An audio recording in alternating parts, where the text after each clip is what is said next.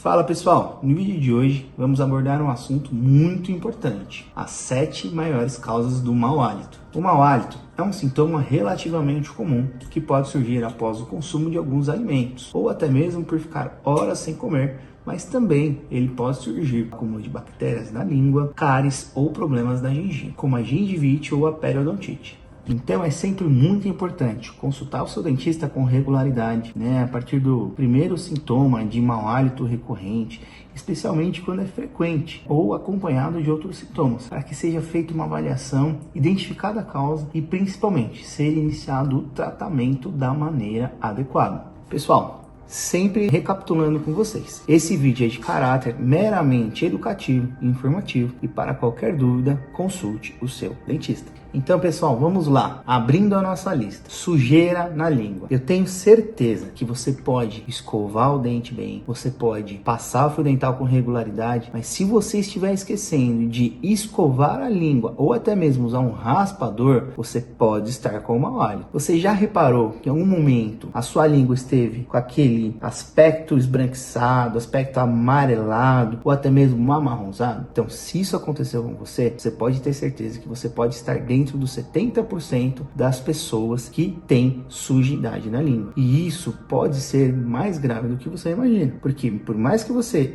passe fio dental, escove os seus dentes, se você não higienizar sua língua, nada disso adianta. Você pode estar com mau hálito e até mesmo não perceber isso no dia a dia. Então, a maior dica, pessoal, porque o mau hálito ele é o menor dos problemas. A nossa intenção aqui é informar vocês para que, caso você esteja negligenciando, até mesmo esquecendo de higienizar sua língua, a ideia é que você escove sempre na frequência de fio e escovação. Então, você escova a língua junto do processo de higiene ou até mesmo pode usar um raspador de língua. Aqueles que a gente consegue comprar em farmácia, em mercado. Então, eles vão te ajudar nesse processo de higiene, como benefício, como uma consequência, um bom hálito. Número 2, cárie.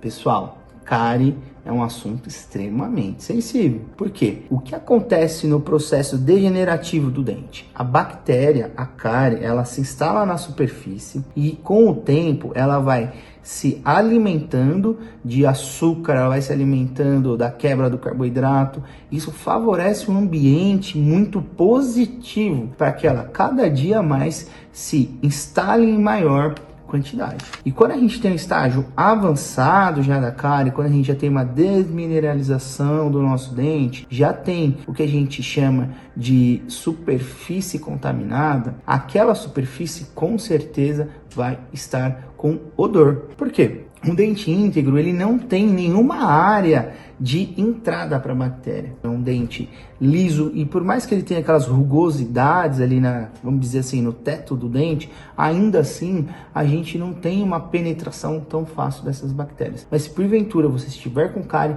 você pode ter certeza que o mau hálito pode estar acompanhando isso. Então, para a gente evitar com que a cárie surja, ou seja, vamos falar sobre o começo dela. Primeiro existe a placa bacteriana, que é aderida em cima da superfície do dente e a consequência da evolução da placa bacteriana é a cárie. Então, para a gente evitar esse processo degenerativo do dente, o que a gente recomenda? Que você faça a higienização de maneira eficiente, fio dental, escovação e também a higienização da língua. Então, você fazendo todos esses processos, você evita o mau hálito. Mas se porventura você já estiver com uma suspeita de cárie ou com recorrência de mau hálito, a nossa maior sugestão é que você realmente visite o seu dentista para que ele aí sim diagnostique da maneira e trate da maneira correta. Terceira causa, pessoal, gengivite e periodontite. O que é isso aí com esse nome diferente que talvez e muito possivelmente vocês nunca escutaram na vida? Gengivite é inflamação da gengiva. Periodontite quando a gente tem um aumento dessa gengivite, quando ela sai da parte aguda e começa a se tornar crônico. Mas como que isso acontece? Estão vendo que a gente está seguindo uma sequência lógica das coisas? Primeiro,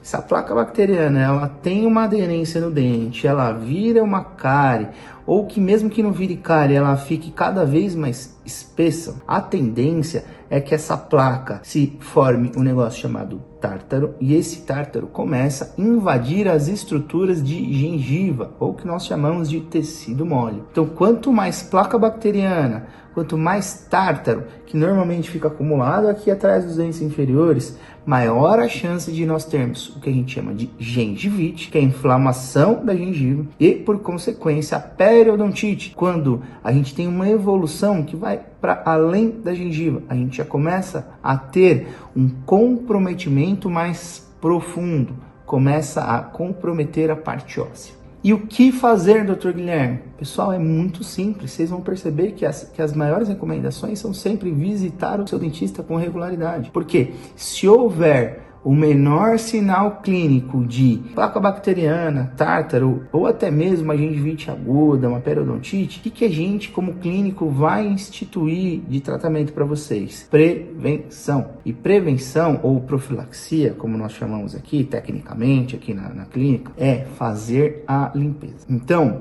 o que é a recomendação quando fazemos a limpeza? Primeiro, a remoção do tártaro, seja mecanicamente, manualmente, com o instrumento, ou com o famoso ultrassom, que remove toda aquela sujidade, toda aquela parede do tártaro. E depois, o que a gente chama de jato de bicarbonato, que passa em toda a estrutura do dente, remove toda a placa, deixa a superfície do dente lisinha. E depois, o polimento coronário, que é para abrilhantar ainda mais ou avivar ainda mais aquele brilho do esmalte, aquele brilho bonito dos nossos dentes. Essa é a nossa maior recomendação para você. Primeiro, prevenir cárie, né? Prevenir, por mais que tenha placa bacteriana, que tenha uma evolução para tártaro, e principalmente não deixar com que isso tenha quadros mais agressivos saindo de gengivite, partindo para uma periodontite. Uma coisa, pessoal, que é extremamente importante, quando a gente não tem a devida atenção a esses procedimentos básicos, a consequência é que eles se tornem procedimentos mais sensíveis. A periodontite, quando muito avançada, além do comprometimento ósseo, ou seja, o suporte do dente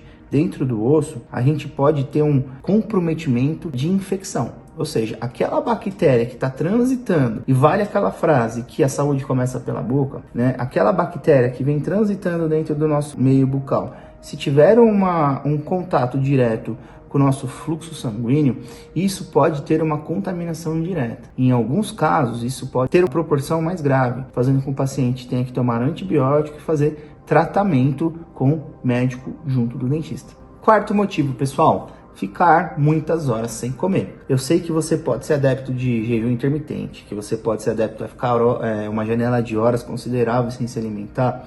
Tudo bem, eu respeito isso, tá tudo certo. Mas você já parou para pensar que sempre quando você acorda, você tem um hálito diferente do que você está habituado? Isso acontece porque quando a gente está dormindo, ou quando a gente, principalmente nesse tópico, passa muitas horas sem comer, a nossa salivação diminui. E nesse período, nessa janela, quando a gente não ingere nenhum alimento, além da salivação ter uma queda, uma diminuição na sua produção, o nosso organismo ele acaba produzindo corpos cetônicos. Dr. Guilherme, o que fazer? Pessoal, a gente sempre recomenda que vocês não passem longas horas, né, uma jornada de longas horas sem se alimentar. E principalmente, fazer com que vocês tenham a ingestão de líquido, não precisa hidratar, hiperidratar, mas com que vocês tenham a ingestão de líquido para evitar que a gente tenha essa diminuição de salivação e automaticamente fugir de todas essas consequências. Quinta causa, problemas de estômago. Pessoal, eu tenho certeza que vocês já viram alguma pessoa que tem gastrite recorrente ou problemas no estômago recorrente e que em decorrência disso tem mau hálito. Isso, infelizmente, é mais comum do que a gente imagina. Em casos de má digestão ou gastrite, é comum o surgimento da eructação.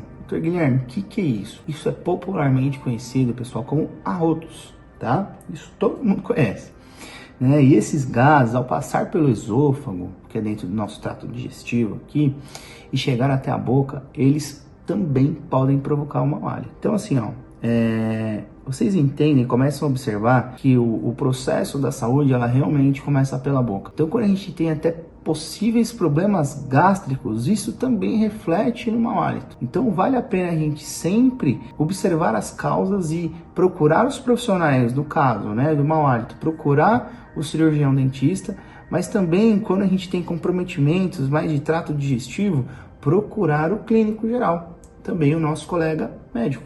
E o que eu faço para melhorar? Eu sei que eu como muito rápido, enfim, tem várias causas disso, né, pessoal? Mas assim, dica de ouro. Para melhorar a digestão, vocês devem sempre comer devagar. A gente está cansado de perceber no dia a dia que, por mais que a correria, às vezes, até usar uma analogia, nos engolem aqui, a gente sabe que a gente deve ingerir os nossos alimentos devagar, mastigar mais, pegar o alimento num fragmento menor, né, num tamanho menor. Uma dica muito bacana também é sempre ingerir alguma fruta no fim de cada refeição, né? São estratégias naturais que combatem o mau hálito. E aqui vale uma dica, uma fruta muito bacana que vale o uso é a maçã, porque além das fibras, ela é uma fruta excelente por conta das vitaminas, as fibras e também para combate do mau hálito. Sexta causa. A sexta causa tem um nome um pouquinho diferente, eu acho que vocês nunca ouviram. O nome é xerostomia. Mas, doutor Guilherme, o que é xerostomia? Vocês estão vendo que a gente está seguindo aqui, igual eu disse agora há pouco, uma ordem cronológica das coisas.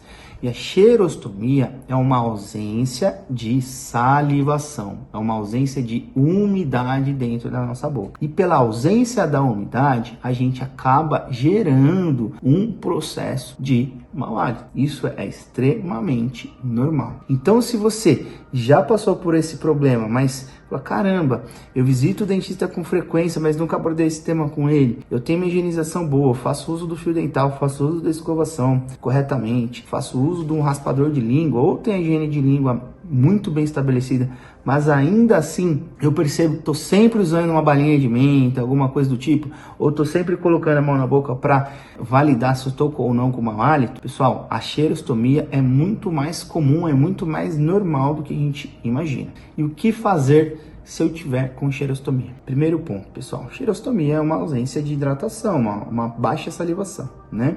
Então, vale muito a ingestão de líquido e se persistir ainda esse sintoma, vale a ida ao dentista, porque ele vai encontrar a melhor solução personalizada para você. Sétima causa, última, mas não menos importante do que todas as anteriores que falamos aqui, é comer alimentos que pioram o nosso hálito. Então, pessoal, a gente sabe que certos alimentos podem provocar o mau hálito, como é o caso do brócolis, né? Talvez você não saiba do brócolis, mas como é o caso da couve galega, couve-flor, né? Outros alimentos também, como alho, cebola, esses aí eu já tenho certeza que vocês já tiveram recorrência com isso. Mas por que esses tipos de alimentos, esses vegetais, causam mau hálito? Esses tipos de alimentos, vegetais, eles favorecem a formação do que a gente chama de enxofre, pessoal. Que dentro do nosso corpo, né, se formam gases, ele só pode ser eliminado ou pela boca ou por gases. Não tem outra maneira.